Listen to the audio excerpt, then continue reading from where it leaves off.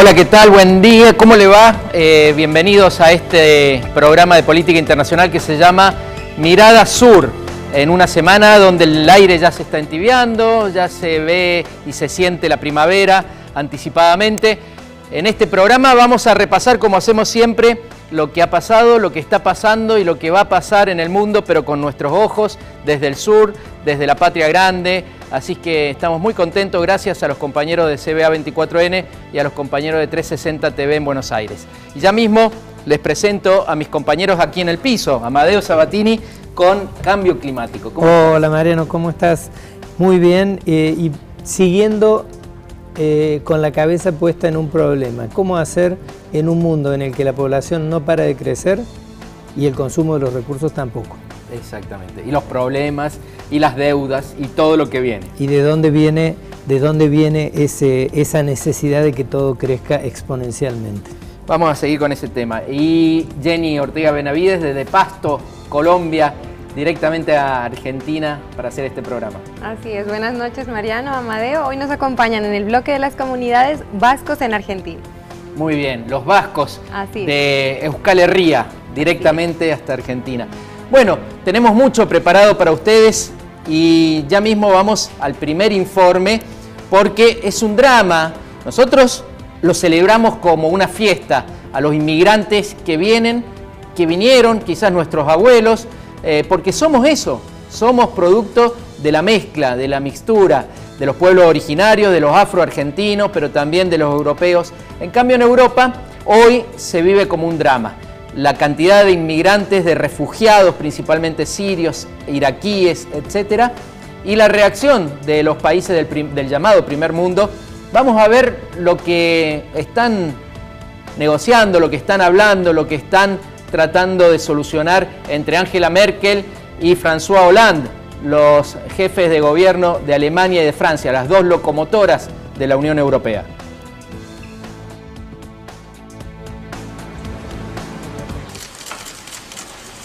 Es gab dort eine aggressive, fremdenfeindliche Stimmung, die in keiner Weise akzeptabel ist. Es ist abstoßend, wie Rechtsextremisten und Neonazis versuchen, dumpfe Hassbotschaften zu verkünden. Aber es ist genauso beschämend, wie Bürgerinnen und Bürger, sogar Familien mit Kindern, durch Mitlaufen diesen Dinge noch einmal unterstützen. Wenn wir uns die europäische Situation anschauen, so sehen wir, dass wir zwar ein gemeinsames Asylrecht in Europa in weiten Teilen haben, aber dass dieses zurzeit nicht umgesetzt wird. Und Deutschland und Frankreich erwarten, dass alle Mitgliedstaaten die vollständige Umsetzung dieses Asylrechts auch wirklich realisieren. Hier geht es um die Registrierung, hier geht es um Mindeststandards der Unterbringung und es geht um eine Mindeststandards von Gesundheitsversorgung. Nous voyons bien les tensions que cela peut provoquer. Et je m'associe entièrement aux propos d'Angela Merkel par rapport à ce qui s'est passé dans son propre pays et qui heurte nos consciences. Car nous savons ce qu'est le droit d'asile et ce qu'il doit être dans des pays démocratiques. Et nulle situation, même parmi la plus douloureuse, ne peut justifier des actes tels qu'ils se sont commis il y a peu en Allemagne. Bueno, y a los actos de crueldad y de xenofobia que se refería François Hollande y Angela Merkel son las protestas de los grupos neonazis que empezaron el fin de semana y se sucedieron durante toda esta semana en Alemania. Además, un acto de crueldad extrema. En un tren, unos neonazis emprendieron a golpes a una mujer con sus hijos. Venían de Europa del Este y después de golpearlos les orinaron encima, ¿no? Con la humillación que eso significa. Y con una situación en la que la presencia de Merkel junto con Hollande, el eje Francia-Alemania, señala cómo piensan jugar en tándem en una lógica que es el problema lo tienen aquellos países a donde ingresan los inmigrantes. Cuando hablan de la reglamentación, de la legislación que debe cumplirse en Europa, a lo que atienden es a que debe haber un registro en los países a donde se produce el ingreso, que son los mediterráneos. Claro, para decidir quiénes entran y quiénes se quedan afuera. Y uno se imagina en medio de una crisis a donde en algunas islas de Grecia llegan 2.000 personas por día, uno se imagina quiénes son los funcionarios que se van a sentar a decir vos pasás, vos no pasás. Además hay que decir, bueno, hay dos vías en este momento que son muy calientes, ¿no? Por donde está entrando el flujo migratorio. Uno es, como decís vos, Grecia, de Grecia pasan a Macedonia, de Macedonia a Serbia y de Serbia a Hungría. En el último bloque vamos a tener un informe concretamente sobre eso. Y la otra vía es por Italia, desde Libia, en el norte de África, pasan a Italia y de ahí al resto de Europa. Hay que decir que los que vienen principalmente de Siria, de Irak, de Afganistán y muchos del África subsahariana pasando por Libia. ¿Y por qué pasa eso? Por el desastre que ha hecho Occidente en esos países, ¿no? Siria, Libia, Irak también, eran países estables, con un buen nivel de vida y con gobiernos tolerantes y laicos.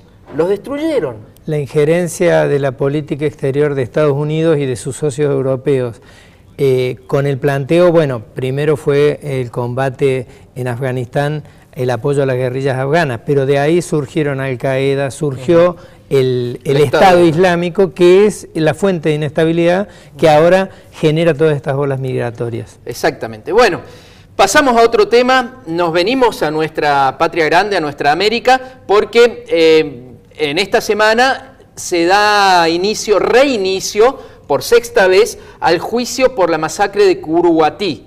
La masacre de Curuguatí fue en junio del 2012, murieron 11 campesinos y 6 policías en la toma de tierras de Marinacue, más o menos a 90 kilómetros de Asunción, y a partir de eso se usó como excusa para la destitución, el golpe parlamentario que destituyó finalmente a Fernando Lugo, el presidente constitucional del Paraguay. Veamos el informe de esto y de qué significa Marinacue y la distribución más desigual, más injusta del mundo de tierras, según la UNESCO. El 15 de junio del 2012, agentes fiscales y un ejército de policías fueron hasta las tierras conocidas como Marinacue, en Curuguatí. La incursión terminó con 11 ocupantes y 6 policías muertos, en uno de los sucesos más trágicos de nuestra historia reciente. Los que impulsaron el desalojo no tenían los títulos de propiedad del lugar. ¿Qué historia hay detrás? ¿Cómo pasó esto? ¿A quién pertenecen estas tierras? Todo empezó finalizada la Guerra Guazú, cuando por ley se remataron las tierras públicas. Emporios extranjeros conformaron los más grandes latifundios del mundo. La Industrial Paraguaya S.A., Lipsa, empresa de capital anglo-argentino, acumuló 2.600.000 hectáreas de tierra. Su mayor fracción, que fue la finca 30, la finca madre, llegaba a 5 departamentos. Cuando se agotaron los recursos naturales, empezó a desmembrarse. Uno de los últimos remanentes de la finca madre, que fuera donada al Estado en 1967, es la que hoy conocemos como Marinacue. Lipsa donó a la Armada Paraguaya unas 2.000 hectáreas a la colonia Ubuputá, en Curuguatí, a cambio de exoneración de impuestos. Tras las mensuras correspondientes, un decreto de gobierno aceptó la donación. El Estado no llegó a titular el inmueble, pero existen documentaciones emitidas entre las partes sobre la cesión. El terreno estuvo ocupado ininterrumpidamente por un destacamento de la Marina desde 1967 hasta 1999. De ahí el nombre que le dieron los vecinos, Marinacue. Blas N. Riquelme, empresario y poderoso político, caracterizado por sus frases pintorescas, forjó un millonario grupo empresarial durante la dictadura de Alfredo Stroessner. Fue uno de los beneficiarios ilegítimos de la reforma agraria stronista. Su mayor empresa agropecuaria fue Campos Moronví. La conformó adquiriendo 50.000 hectáreas de Lipsa. De manera fraudulenta, en 1975 se apropió de 2 fincas públicas destinadas a campesinos sin tierra. En 1983 le sumó 1.800 hectáreas de una propiedad lindante con la actual Marinacue. En 1985, indígenas que habitaban originariamente esas tierras denunciaron a los Riquelme por un desalojo violento y hechos de tortura. Campos Moronví y otras haciendas fueron moviendo los mojones originales de Marinacue, invadiéndola progresivamente. 5 años después que la Armada abandonó Marinacue, Riquelme empezó a deforestar y alambrar la tierra según una comisión vecinal campesina. La misma exigió al Instituto de Desarrollo Rural y de la Tierra, INDERT, recuperar la propiedad para la reforma agraria. En el 2004 empiezan los trámites. En octubre, el gobierno las destina para la reforma agraria y transfiere al Lindert la donación. En el 2005 se gestionan mensuras para la titulación. En junio del 2005, Campos Morumbi inicia una demanda por usucapión para apoderarse de Marinacue.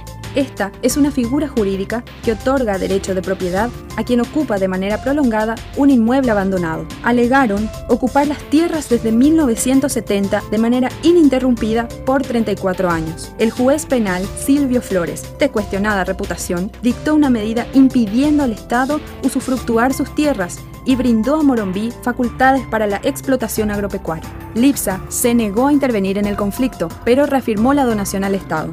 En diciembre, el juez Carlos Goiburú, otro cuestionado magistrado, excluye al Estado del juicio y favorece la usucapión. El grupo empresarial notó luego que demandaron por una finca equivocada. Esto requería un nuevo juicio, pero en el 2009 un juzgado les dio, mediante una figura ilegal, la rectificación de la sentencia. No pudieron inscribir la propiedad por la rectificación irregular. Del 2006 al 2012, el Estado inició 5 procesos solicitando mensuras y la anulación de las sentencias, alegando que no se le dio participación como parte afectada, que hubo violación del debido proceso y del Código Civil, que dice que los bienes públicos no pueden ser adquiridos por usucapión. Los pedidos fueron rechazados, sostenidos en la postura de los Riquelme, que niegan los derechos del Estado por la falta de títulos. Ningún tribunal tuvo en cuenta la ocupación de la Armada hasta 1999, lo cual desmiente el principal argumento de Campos Morumbi, su supuesta ocupación de 34 años. Expuesto esto en un juicio, destruiría la defensa del grupo. De febrero a octubre del 2012, el Lindert corre con un nuevo pedido para anular la usucapión. Los Riquelme piden al juzgado del caso rechazar el pedido con los mismos alegatos, pero esta vez no tienen suerte. Ante eso, Morumbi plantea una acción de inconstitucionalidad en la Corte Suprema de Justicia, dilatando el proceso.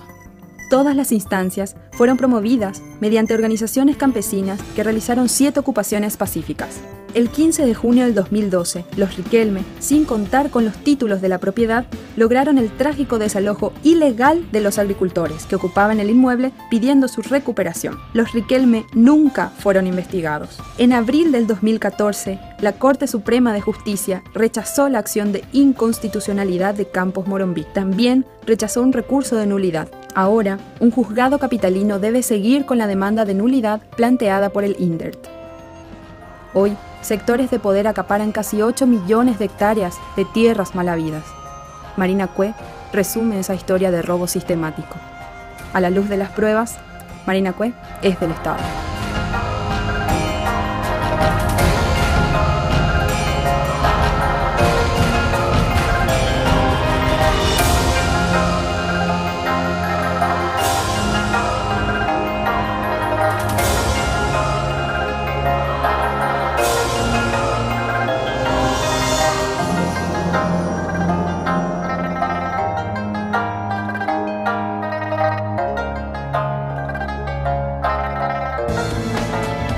Bueno, y como siempre se criminaliza a la parte más débil. En este caso, esta semana va a empezar el juicio contra 12 campesinos por la matanza, la masacre de Curuguatí. A ningún policía se lo va a enjuiciar. Estamos con Claudia Colmán, muchas gracias por venir, y con Santiago Paz. Ellos son observadores del juicio de Curuguatí. Gracias por venir. Gracias a ustedes. Gracias a ustedes por invitarme. Chicos, ¿podemos hacer un corte muy breve y en el próximo bloque explicamos bien a la audiencia de qué se trata? Claro, por favor, supuesto. sí. Vamos a un corte, entonces espérenos. Arriba Argentina y Paraguay, Uruguay el canto de Brasil. Mi guitarra suena por la unión universal.